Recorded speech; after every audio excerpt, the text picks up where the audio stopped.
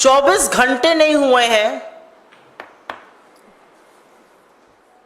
ND गठबंधन की सरकार बने, नरेंद्र मोदी को प्रधानमंत्री पद की शपथ लिए और भारतीय जनता पार्टी के लोगों के काले कारनामों ने एक बार फिर सिर शर्म से झुका दिया है।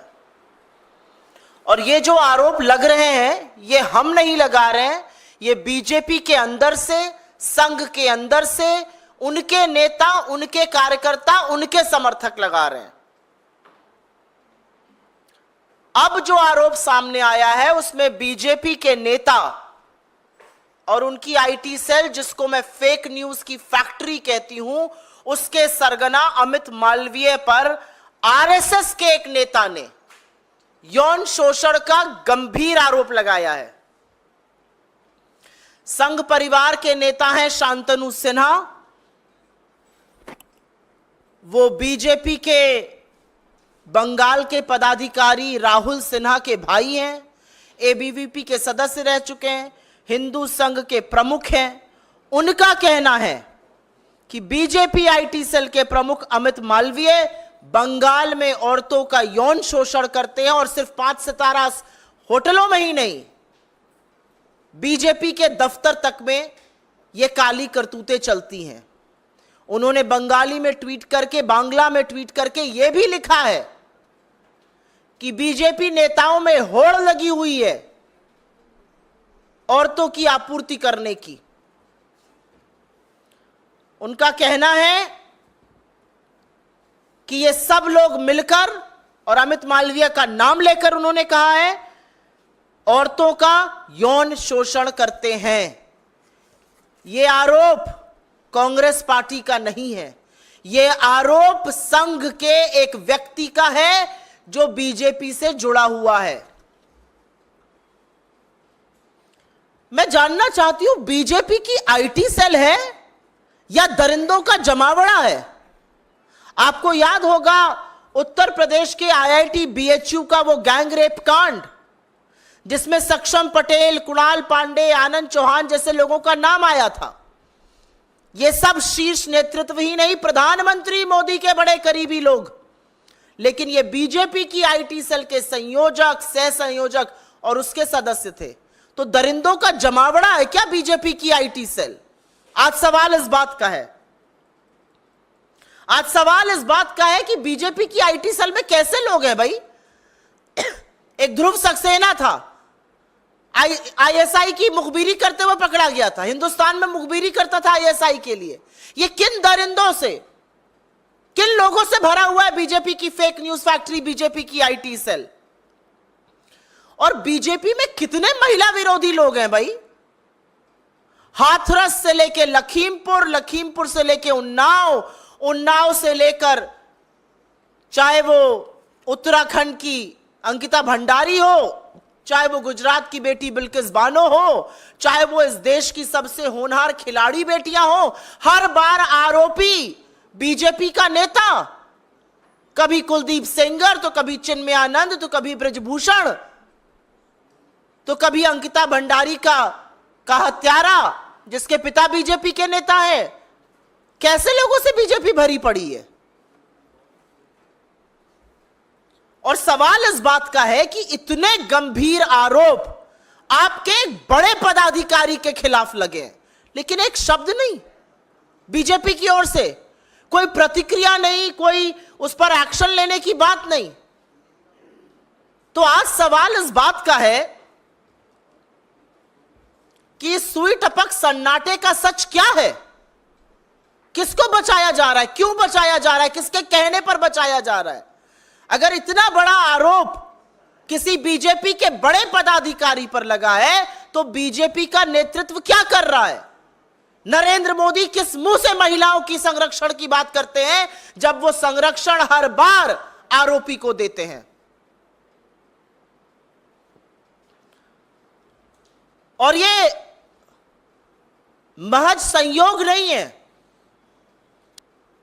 महज संयोग नहीं है कि फिर से यौन शोषण का आरोप एक ऐसे व्यक्ति पर लगा जो सत्तारूढ़ दल में एक बड़े पद पर बैठा है, जो प्रचार प्रसार का एक तरह से प्रमुख है, जो नैरेटिव बनाता है, इस व्यक्ति ने अपना इतिहास इनका खखोल लीजिएगा, इतने ऐसे व्यक्ति को ऐसे पद पर बिठाना यह बीजेपी का नैतिक दिवालियापन दिखाता है। यह वो व्यक्ति है जिसने खुलेआम पोर्नोग्राफी की बात करी है। यह वो व्यक्ति है जिसने विपक्ष के खिलाफ झूठ, मनगढ़ंत कहानियां, हर तरह के षड्यंत्र रचे हैं। राजनीतिक प्रतिद्वंद्विता को किनारे रखकर इसने देश के प्रथम प्रधानमंत्री पंडित नेहरू तक को नहीं बख्शा। उनकी अपनी बहन और भतीजियों के साथ की फोटो को इसने दुष्प्रचार करके चलाया, लांछन लगाए। इस आदमी ने राहुल गांधी के बयानों को काट छाट कर उनकी छवि धूमिल करने का कुत्सित प्रयास किया।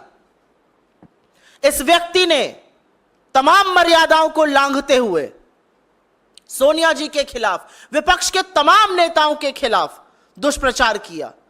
कोई राजनीतिक मर्यादा, कोई राजनीतिक शुचिता इस आदमी ने नहीं रखी और एक ऐसी फेक न्यूज फैक्ट्री बना दी बीजेपी की, जो सिर्फ झूठ, सिर्फ मनगढ़ंत कहानियां, मनोहर कहानियां रचती है, आधा सच और पूरा झूठ फैलाती है।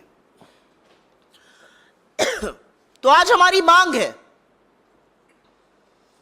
कि आरएसएस के एक वरिष्ठ पदाधिकारी के इस बयान पर बीजेपी क्या कर रही है।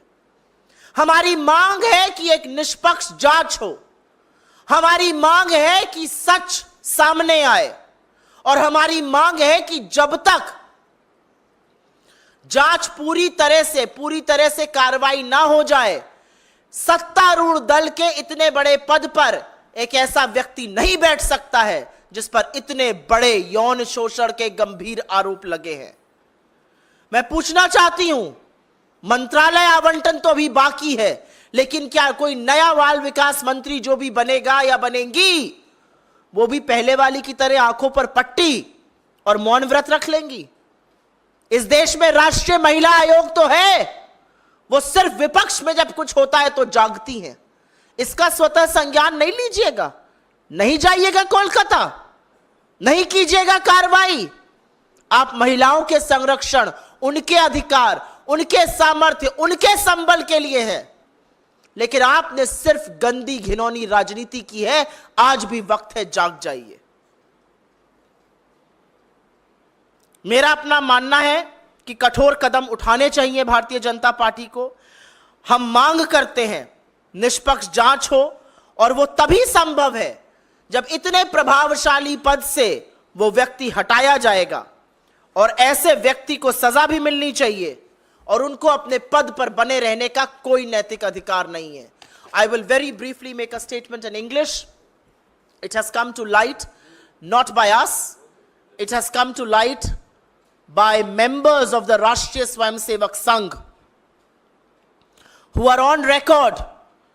A gentleman by the name of Shantanu Sinha, related to Rahul Sinha, an office bearer of the BJP in Bengal, a member of the ABVP, a prominent member of the RSS there, has said that the BJP IT cell head, the fake news factory that Mr. Amit Malviya runs, he has alleged that Mr. Amit Malviya has indulged in nefarious activities. He has indulged in sexual exploitation of women, not just in five-star hotels, but in BJP offices in Bengal. And the only thing that we seek of the BJP is justice for women finally. Whether it is Hathras or Lakhimpur or Shahjahanpur or our most decorated athletes or Uttarakhand or Bilkis Bano, the Prime Minister has consistently given political patronage and support to perpetrators of the crime. It's high time you stand with women. It's high time you stand with India's daughters. And unless and until you do not answer their plight, you have no business to be in power. The reality is, less than 24 hours after the Prime Minister has been sworn in, very, very serious charges of sexual exploitation have been leveled against a very prominent office bearer of the BJP, the head of its IT cell. But is it to anybody's surprise? The IIT BHU gang rape, if you remember, And the three people involved, Saksham Patel, Kunal Pandey and Anand Chauhan, all members of the BJP IT cell, all extremely close to senior leaders of the BJP, including Narendra Modi. This is a pattern. It's a pattern, whether it's Kuldeep Singh Sengar or Chinmayanand or Brij Bhushan or Ankita Bhandari's murderer or those who were released, who killed and who gang raped Bilkis Bano and her family. It's a pattern. They're all BJP leaders and each one of them has been protected by Narendra Modi. And so today we seek the immediate removal of Amit Malviya from his position. It's an extremely influential position. It's a position of power, and there can be no independent inquiry. There can be no independent probe. There cannot be justice unless and until he doesn't get removed from his position. He cannot continue in that position of authority and influence if justice indeed has to be done. He is the same man who has perpetrated one lie after the other. He has not maintained any decency in public life. He has not even spared India's first Prime Minister, Nehru. He has publicized and maligned Nehru for images with his sister and his niece. He has cut and snipped Rahul Gandhi's media bites, his statements, his addresses. He has crossed every limit of morality and decency in public life when he leveled charges against opposition leaders. And a man like this is influential within the BJP system, and we want his immediate removal for independent probe to happen. We only hope that the Prime Minister will learn some lessons in the 63 seats that he lost. The Prime Minister will learn humility. The Prime Minister will learn that he cannot consistently stand with people who exploit women. And we hope that the new Minister for Women and Child Development is not going to be a mute bystander to women's plight. We do hope the National Commission for Women will finally find their voice, their conscience and their morality, and will take suo moto cognizance of this matter and will take the first flight available to Kolkata. That's what we demand. The justice can only be done if indeed this man is removed from his position of authority and power. आपके सवालों का स्वागत है. पहले मैं suo motu सवालों का जवाब दूंगी. शुक्ला नहीं सिन्हा जो आरोप लगाए हैं कि ऐसा सिर्फ 5 स्टार होटल नहीं, बंगाल के भाजपा कार्यालय में वो साथ ही साथ उन्होंने ये कहा कि बंगाल नेताओं में ऐसी प्रतियोगिता चलती है, कौन नेता कितनी अधिक लड़कियां आपूर्ति करते अच्छा पद हासिल करे.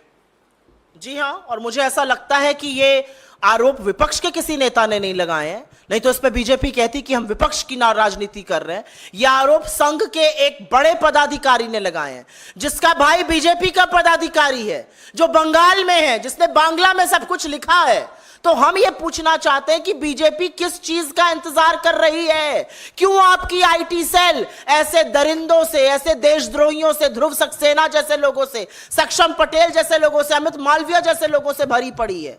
इस देश की आधी आबादी आपसे पूछ रही है, 63 सीटें हारने के बाद क्या आपके अंदर की नैतिकता जागेगी?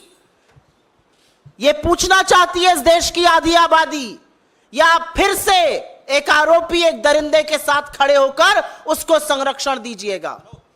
मैं जानना चाहती हूं, जो औरतों के नाम पर गंदी राजनीति करते हैं, क्या वो वहां जाएंगे? क्या इसका संज्ञान लेंगी नेशनल कमीशन ऑफ वुमेन की चीफ, या आंखों पर पट्टी और मुंह में दही जमाए चुप और मौन व्रत ले लेंगी? आज सवाल इस बात का है. कोई और सवाल इस पर? मैम, 2 दिनों से टीएमसी भी इस मसले को उठा रही है और वहां पर राज्य में टीएमसी की सरकार भी है जो आपकी सहयोगी है. तो क्या अब तक इस मामले में एफआईआर दर्ज हुई है, और क्या आप मांग करेंगी कि जांच के लिए इसमें अमित मालवीय की गिरफ्तारी हो?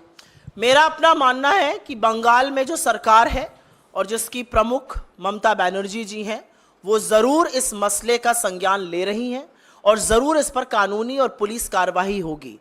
अगर एक व्यक्ति इतने गंभीर आरोप लगा रहा है, बीजेपी के एक प्रमुख पदाधिकारी पर, तो आपके सामने दो औचित्य हैं। या तो बीजेपी आए और पूरे दमखम के साथ कहे कि यह आरोप गलत है, हम इनको सिरे से खारिज करते हैं, जिसने आरोप लगाया है हम उसके खिलाफ कानूनी कार्रवाई करेंगे, करें मानहानि का दावा। या तो बीजेपी ये करे, या बीजेपी थोड़ी सी नैतिकता दिखाए, सामने आए और बोले गंभीर आरोप है, देश की आधी आबादी के खिलाफ है, आरोप बहुत संगीन है, जो व्यक्ति इतने इन्फ्लुएंशियल पद पर बैठा है पहले उनको उनके पद से मुक्त किया जाएगा, एक इंडिपेंडेंट जांच की जाएगी और उसके बाद आगे की कार्रवाई होगी। यही दो रास्ते हैं बीजेपी के पास। लेकिन बीजेपी की ओर से आपको सुई टपक सन्नाटा सुनाई दे रहा है। साए साए एक शब्द नहीं बोल रही है भारतीय जनता पार्टी। ना वो ब्रजभूषण पे बोलते हैं, ना वो कुलदीप सिंह सेंगर पे बोलते हैं, ना वो चिन्मयानंद पर बोले, ना वो हाथरस पे बोले, ना वो लखीमपुर के चीरहरण पे बोले, ना वो अंकिता भंडारी पर बोले, ना वो IIT BHU पर बोले, ना वो बिल्किस बानो पर बोले। लेकिन इस देश ने आपको दिखाया, इस देश की महिलाओं ने आपको दिखाया, आप जिसको अपनी जीत बनाकर चल रहे हैं वो निर्णायक नैतिक हार है, और बहुत कारणों से हुई। उसमें से एक कारण यह भी था कि आप इस देश की आधी आबादी के तिरस्कार में और हर वक्त संरक्षण आरोपियों को देने में खड़े होते हैं। कोई और सवाल इस पे? कोई और अन्यथा सवाल? रियासी में जो आतंकी हमला हुआ है, जिसमें तीर्थ यात्रा पर तीर्थयात्रियों की, जिसमें कि कई लोगों की मौत हुई है, इस घटना को लेकर के आप लोगों की क्या मांग है? हम सबसे पहले तो अपनी श्रद्धांजलि उन सब लोगों को देते हैं जिनकी जान गई, उन सब परिवारों को हमारी संवेदनाएं, जो घायल हुए उनके शीघ्र स्वास्थ्य लाभ की हम प्रार्थना करते हैं। हम बिना लाग लपेट के एक बात डंके की चोट पर कहते हैं कि हिंसा और आतंकवाद के खिलाफ यह देश एकजुट होकर खड़ा है।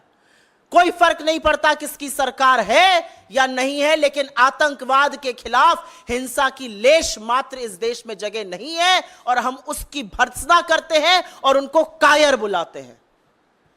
श्रद्धालुओं की बस पर हमला करने वाले कायर हैं और कुछ नहीं।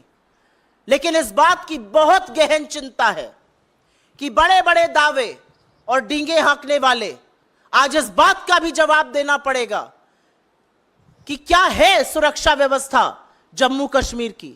पहले तो घाटी में ऐसी वारदातें होती थी, अब जम्मू में हो रही हैं। तो आज सवाल यह भी पूछा जाएगा कि आपने हिम्मत नहीं दिखाई चुनाव लड़ने में, आप श्रीनगर से भाग गए, आप बारामूला से भाग गए, आप अनंतनाग राजौरी से भाग गए, लेकिन आप अब बताइए कि कानून व्यवस्था इतनी ध्वस्त क्यों है? श्रद्धालुओं की इस निर्मम हत्या का जिम्मेदार कौन है? आज इस बात पर भी सवाल उठेगा। मैम, सुरेश गोपी हैं एकमात्र बीजेपी सांसद केरला से। उन्होंने कल ओथ ली और अब वो कह रहे हैं उनको फिल्मों में काम करना है और कंटिन्यू नहीं करना है मिनिस्टर के तौर पर। कई लोग ये कह रहे हैं ये मौकरी है मैंडेट का जो मिला है, और बीजेपी ने अपना होमवर्क नहीं किया था उनको उससे पहले। नहीं, ये मॉकरी ऑफ मैंडेट और होमवर्क नहीं करना तो एक बात है, ये तो हम तो शुरू से कह रहे हैं तमाम बैसाखियां हैं, अब बैसाखियां बवाल मचाएंगी। आपने कल सुना अजीत पवार जी को, आपने कल सुना प्रफुल्ल पटेल को, आप सुन रहे हैं अभी श्री गोपी को। अभी तो देखिए आगे आगे क्या होता है। अभी देखिएगा, जो एक मुद्दा प्रधानमंत्री ने निर्लज्जता से जिस पर झूठ बोला पूरे देश पर, टीडीपी उसके साथ मुस्तैदी से खड़ी है। क्या आज नरेंद्र मोदी की हिम्मत है कि वह चंद्रबाबू नायडू को बुलाकर कहें आप मुजरा क्यों कर रहे हैं? है हिम्मत नरेंद्र मोदी के अंदर यह कहने की?